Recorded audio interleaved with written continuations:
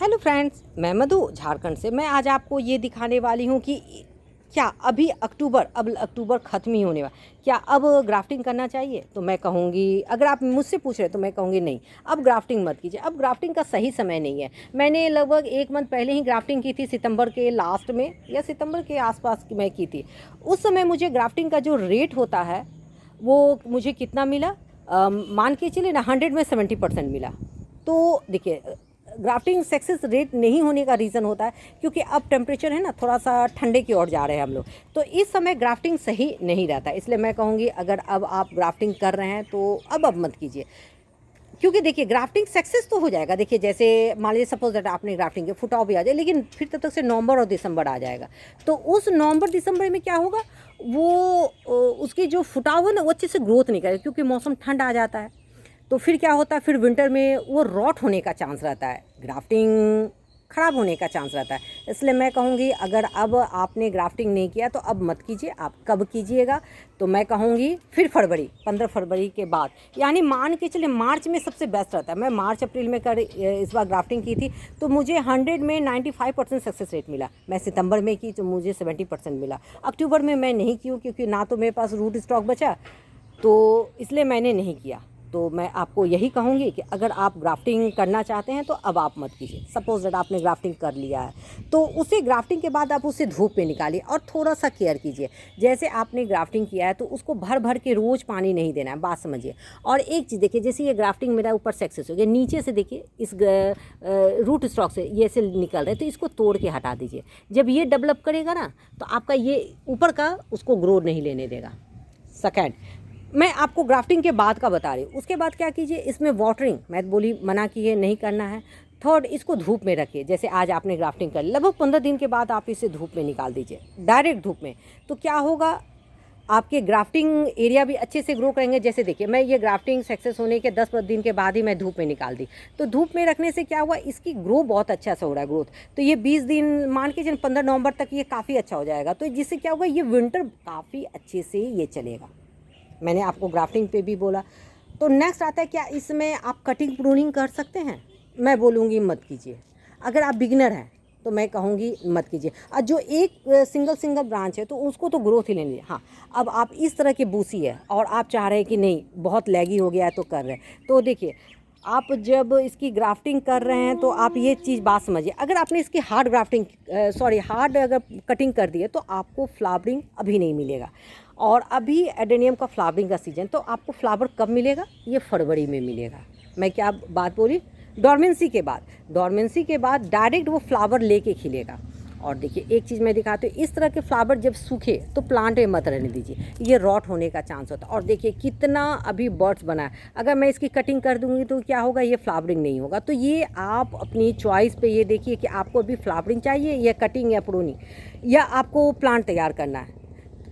तो मैं, अगर आप मेरी सजेशन मानिए तो मैं आपको यही कहूँगी कि अभी कटिंग प्रूनिंग कुछ मत कीजिए। एक फ्लावर ले लीजिए, प्लांट को ग्रोथ होने दीजिए, उसके बाद आप ये काम फरवरी में कर दीजिए। और आप चाह रहे हैं कि नहीं अभी ही आपको करना है, जैसे आपके प्लांट बहुत बड़े हो गए, लैगी हो गए, तो मैं कहूँगी हार्ड मत कीजिए, सॉफ्ट या सेमी कीजिए।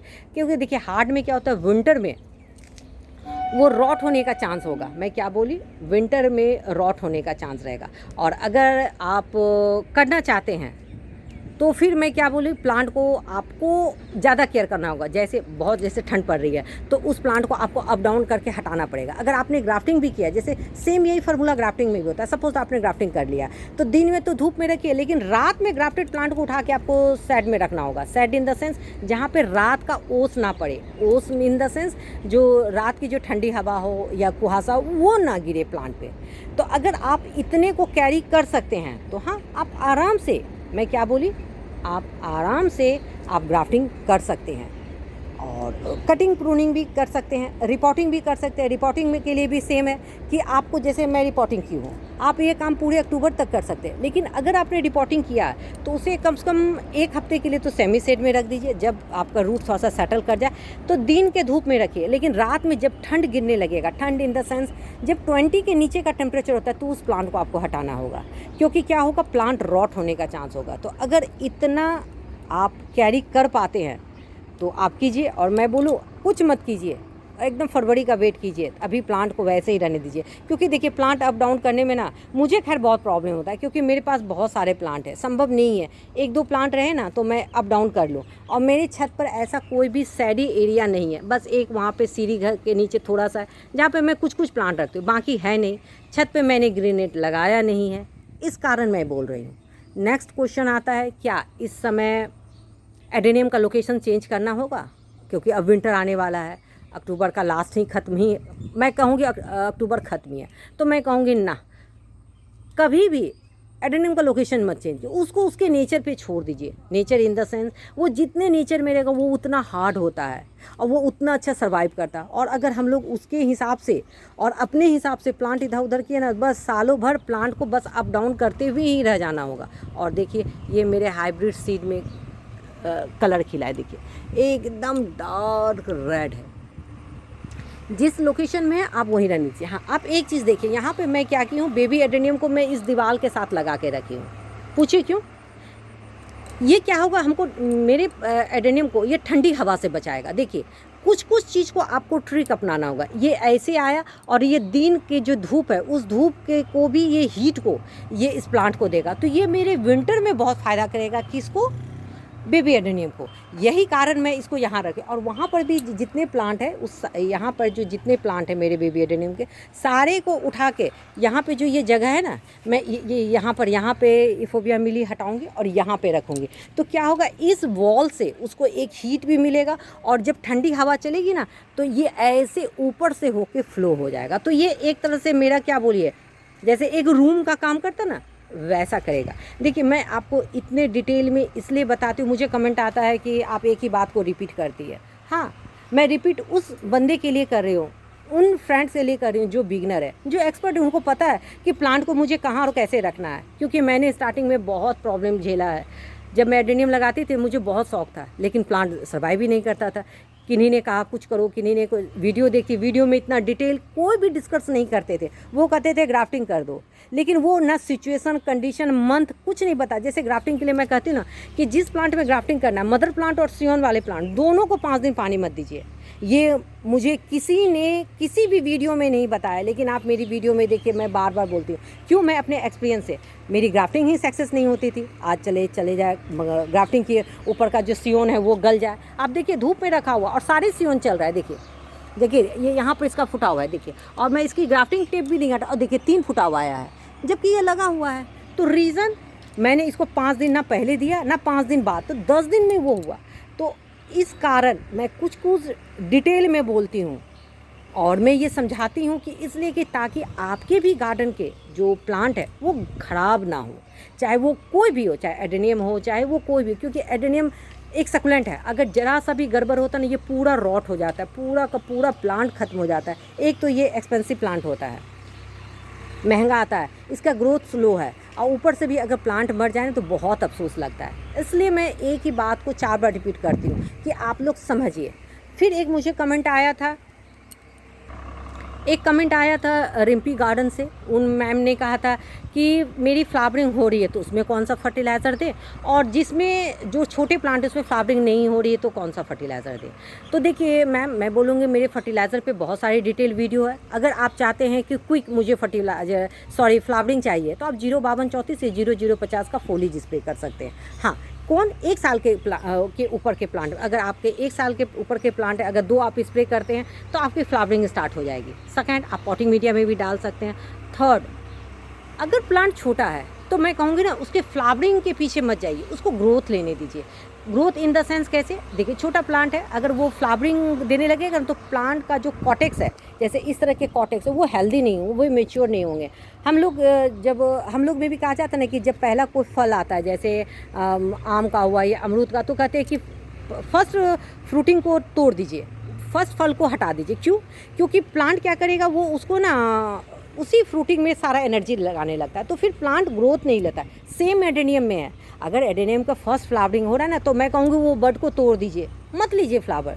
क्या दिक्कत है? नेक्स्ट टाइम लेंगे। तो क्या होगा, जब इसके बर्ड्स को हम लोग तोड़ देंगे तो क्या होगा, वो जो प्लांट की जितनी एनर्जी है वो फिर वो अपने कॉटेक्स को हेल्दी ब्रांच करने करेगा।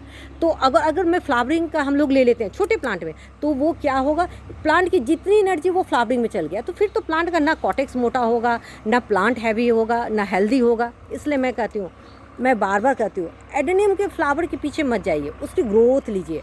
पहले प्लांट को अपने गार्डन में 2 साल एकदम अच्छा से एकदम मोटा ताज़ा हिस्ट पुस्ट सेटल कर लीजिए, उसके बाद फ्लावरिंग होगा। देखिए ना, जैसे ये मैं कहना, मैं शुरू में फ्लावर के पीछे मैं भी बहुत पागल रहती थी। मैं ऑनलाइन नर्सरी न जाने कितना फर्टिलाइज़र प्लांट का यूज़ करते, प्लांट मरते भी थे, फ्लावर खिलते भी नहीं थे। लेकिन जब मैं यही देखी अपने एक्सपीरियंस से, जब प्लांट हेल्दी होते हैं, जब वो मोटे होते हैं इस तरह का, जैसे ये मेरे साथ 5 साल का हो गया, तो देखिए कितना इसमें फ्लावर है। आज जबकि ये लगभग 2 मंथ से ब्लूम कर, और जितना फ्लावर उतना ही बर्ड्स और कलियाँ है। तो मैं यही कहूँगी कि फर्टिलाइज़र से भी ज़्यादा इफ़ेक्ट करता है कि आपकी प्लांट की मैच्योरिटी। अगर आपका प्लांट छोटा है, जैसे अभी मैं ये ग्राफ्टिंग की हूँ, तो इसमें फ्लावर आएगा कितना आएगा, 2-4, लेकिन पीछे वो बड़ा है 5 साल का, तो उसमें 20 से 25 आता है। यहीं पर देखिए, ये लगभग 2.5 साल का प्लांट है, देखिए इसकी फ्लावरिंग लगभग अभी इसमें 20 फ्लावर है, बर्ड्स बन रहे हैं, खिल रहे हैं, झड़ रहे हैं, सब में। तो देखिए, जब प्लांट मेच्योर होता है, मैं क्या बोलूँ, जब प्लांट मेच्योर होता है तो वो फ्लावर देगा। इसलिए प्लांट के फ्लावरिंग के पीछे मत जाइए, प्लांट को पहले ग्रोथ लीजिए। अगर वो मोटा हो रहा है, मतलब वो अच्छे से ग्रो ले रहा है, हेल्दी हो रहा है, कोई भी प्लांट वो देगा। और मैं बोलूँ, हर एक फर्स्ट फ्लावरिंग को आप उसका डीबडिंग कर दिए, जैसे गुलाब के साथ होता है, मैं एडेनियम में भी करती हूँ। जैसे फर्स्ट फ्लावरिंग होगा तो मैं इसको तोड़ के हटा देती हूँ, 1-2 फ्लावर मैं तोड़ के हटाई तो क्या हुआ, प्लांट मजबूत हुआ और बहुत अच्छे से चलता है। तो कुछ क्वेश्चन थे जिनके आंसर मैं इस वीडियो में दी हूँ। अगर आपको कोई भी और प्रॉब्लम हो तो आप मुझे डिटेल कमेंट में बता सकते हैं। मैं जहाँ तक जानती हूँ, देखिए एक्सपर्ट तो मैं हूँ नहीं, मैं फिर कह रही एक्सपर्ट तो मैं हूँ नहीं, हाँ 8 साल के मुझे अपने एडेनियम का जो एक्सपीरियंस है मैं उसी पे बता रही हूँ। देखिए यहाँ पे एक फूल गिर गया है तो हटा देना, नहीं तो ये क्या होगा, यहाँ से रॉट होगा। और अगर इस तरह का आपके सीड पॉट बन रहे हैं तो इसमें फुली स्प्रे कीजिए और उसके पॉटिंग मीडियम फर्टिलाइज़र दीजिए। अगर फर्टिलाइज़र सही समय पे सही नहीं दिए तो ये मेच्योर नहीं करेगा और आपके सीड नहीं बनेंगे, हेल्दी नहीं होंगे। तो चलिए, अगर आपको कोई भी और भी प्रॉब्लम है तो आप मुझे कमेंट सेक्शन में कमेंट कर सकते हैं। चलिए, मैं कल फिर मिलती हूँ नेक्स्ट टॉपिक नेक्स्ट वीडियो के साथ, तब तक के लिए बाय।